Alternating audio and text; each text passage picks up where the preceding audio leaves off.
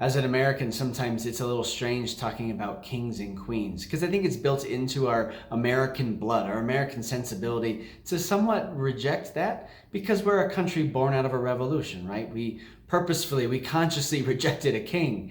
And I think we have this concern that someone with absolute power will be corrupt or could be corrupt. And we're not a fan of it when somebody is our leader, but we haven't elected them and they don't have a term limit. And they're just going to hand on their power through succession, through their family or something like that. So we just have this natural suspicion of royalty as Americans. And yet, as Christians, we do hold up one king in particular. We love to talk about Jesus as our king. Now, first of all, Jesus was king of the Jews. Remember in the Old Testament, God establishes a kingship. He establishes Saul, first of all, and then David. And then after David comes this bloodline, right? His son Solomon follows in his footsteps as the king. And this establishes this royal bloodline that we know traces all the way down to Joseph. Joseph gets married to Mary, who gives birth to Jesus. And so now as this kind of adoptive father of Jesus, as the stepfather of Jesus, everything that belongs to Joseph is given to Jesus. So this royal bloodline belongs to Jesus. So rightfully so, Jesus is actually the successor to King David ultimately.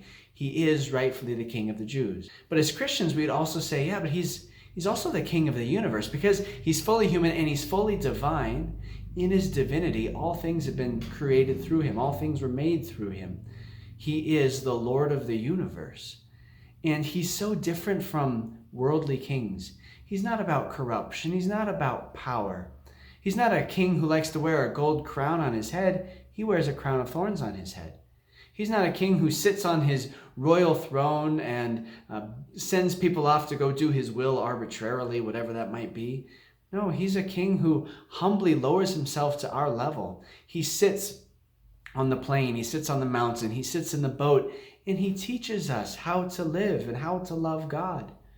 I love the gospel that the church gives us this weekend for Christ the King Sunday. It's Matthew chapter 25, and the Lord is telling us what the final judgment is going to be like. He's giving us a taste here. He says that at the end of time, he, the Son of Man, is going to come in glory and sit on his royal throne, calling all of the nations to him for judgment. And he will separate the sheep from the goats, the good from the bad. And this is the prerogative of a king, right? He gets to decide who belongs in his kingdom and gets to experience joy, and who gets to be banished from his kingdom because of the way that they live or because of who they are, right? His standard to me is interesting. The way that he judges who gets to stay in his kingdom and who gets banished. It's all based on how well we've loved those most in need. He says, putting himself in the position of the poor person, "When I was hungry, you gave me food. When I was thirsty, you gave me drink. When I was a stranger, you welcomed me. When I was naked, you clothed me. When I was ill, you cared for me. When I was a prisoner, you visited me." Isn't that interesting? He puts himself in the position of the poor person, the person who is in need. This is not a king who puts himself on a high exalted throne and has great demands of us. Instead, he puts himself in the lowest position, and he expects us, if we're going to love him well, we need to love our neighbor well. We need to love the person in need well. Like, he's flipping kingdoms on their head right now. He is not pursuing a kingdom of power or a kingdom of riches. He's building a kingdom of love. He is a king who disguises himself in the face of the person who's poor. He disguises himself as the one who is in need. Now that's a revolution. That's the kind of revolution that I want to be a part of, building a kingdom of love.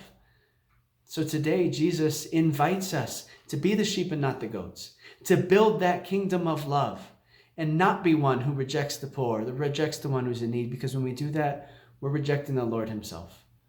So the Lord invites us today, be part of his revolution. And that begins with enthroning Jesus Christ as King of your hearts. God bless you.